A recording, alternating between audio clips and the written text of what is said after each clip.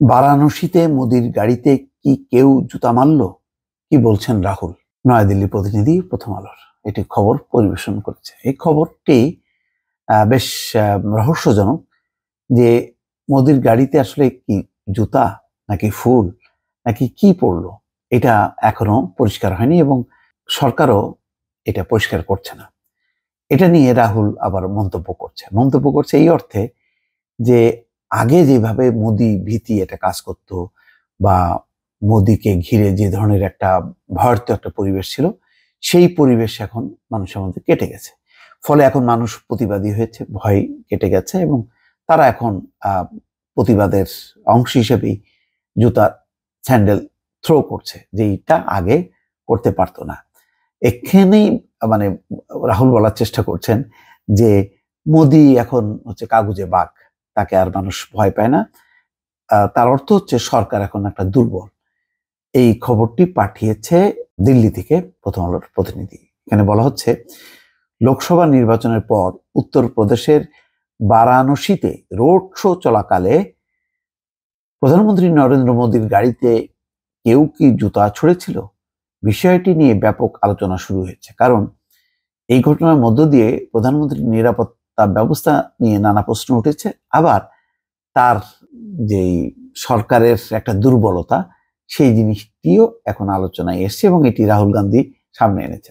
মঙ্গলবার সন্ধ্যায় বারাণসীতে মোদির গাড়ির উপর ঠিক কি পড়েছিল তা নির্দিষ্ট করে কারো জানা নেই। কংগ্রেস নেতা রাহুল গান্ধী অবশ্য বলছেন, এই ঘটনা বুঝিয়ে দিচ্ছে যে মানুষের ভয় কেটে গেছে। রাহুল বলেন, ভোটের আগে এমন করার সাহস কেউ পেতেন না, মানুষের মনে এতটাই ভয় ছিল।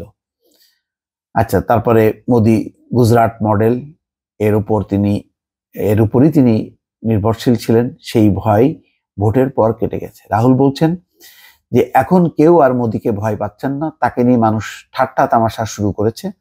আগে নাকি তার বুকের ছাতি 56 ইঞ্চি ছিল, এখন ঠিক কত বলতে পারবো না, হয়তো 30-32 ইঞ্চি হয়ে গেছে। মোদির গাড়ির উপর পড়া বস্তুটি কি তা কেউ জানে না। সামাজিক যোগাযোগ মাধ্যমে যে ছবিটি ঘোরাফেরা করছে তাতে বলা হচ্ছে যে মোদির গাড়ির নিরাপত্তারক্ষী চলন্ত গাড়ির বনেটের উপর থেকে কিছু একটা তুলে ফেলে দিচ্ছেন।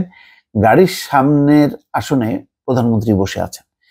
ছবিটি স্পষ্ট বোঝা না গেলেও কারো কারো দাবি ওটা একটা পার্টি চপ্পল, কেউ বা মনে করছেন সেটা ফুলের মালাও হতে পারে, যদিও বস্তুটিকে ফুলের মালার মতো মনে হয়নি। রাজ্য পুলিশের এক কর্তার আবার দাবি ওটা নাকি ছিল একটা মুঠোফোন। অবশ্য বেশিরভাগ মানুষের ধারণা বস্তুটি চপ্পল। নিট ও নেট পরীক্ষার দুর্নীতি নিয়ে ডাকা সংবাদ সম্মেলনে রাহুল গান্ধীও বলেছেন যে সেটি চপ্পল ছিল। পরীক্ষায় দুর্নীতি নিয়ে প্রধানমন্ত্রী কেন নীরব, এ প্রসঙ্গে বলতে গিয়ে রাহুল বলেন, নীরব কেননা তিনি পঙ্গু হয়ে গেছেন।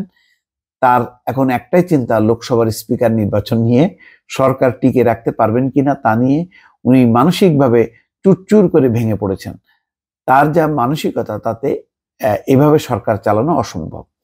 এরপরই রাহুল বলছেন, মোদী সরকার চালাতেন ভয়কে হাতিয়ার করে, কিন্তু এখন আর মানুষ তাকে ভয় পাচ্ছে না। বারাণসীর চপ্পল কাণ্ড সেটির প্রমাণ।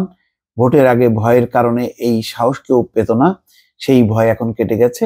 তাছাড়া অন্য সমস্যাও আছে, দলের মধ্যে সমস্যা আছে, সংঘেও আছে। রাহুল বলেন, নরেন্দ্র মোদী সম্পর্কে যে ধারণা ছিল, যে ভাবমূর্তি ছিল, বিরোধীরা তা চুরমার করে দিয়েছে। মানুষের ভয় তাই কেটে গেছে, তিনি চিন্তায় আছেন। এটা প্রাসঙ্গিক, মানে যেহেতু একক সংখ্যাগরিষ্ঠতা নাই, এখন এই প্রথমবার জোটের শরিকদের উপর নির্ভর করে সরকার চালাতে হচ্ছে। স্পিকার কে হবেন সেটি নিয়ে তার বেশ টেনশন, যে স্পিকার পদটা যদি ডেপুটি স্পিকার যদি থাকে, তাহলে অন্য দল ভেঙে তার দলের শক্তি বাড়াবে, এটা আবার শরিকরা বুঝতে পারছে। তো ফলে শরিকরাও তার অস্তিত্ব রক্ষা করার জন্য স্পিকার বা ডেপুটি স্পিকারের পদে একটি অবস্থান তারা চায়। আর কংগ্রেস সহ ইন্ডিয়া জোটও ওত পেতে আছে, তারা বিজেপির বিরুদ্ধে যে কোনো অবস্থানকে তারা সমর্থন দেবে। ফলে একটা চাপের মুখে আছে, এটা অস্বীকার করার উপায় নেই। দর্শক ভালো থাকবেন, আল্লাহ হাফেজ।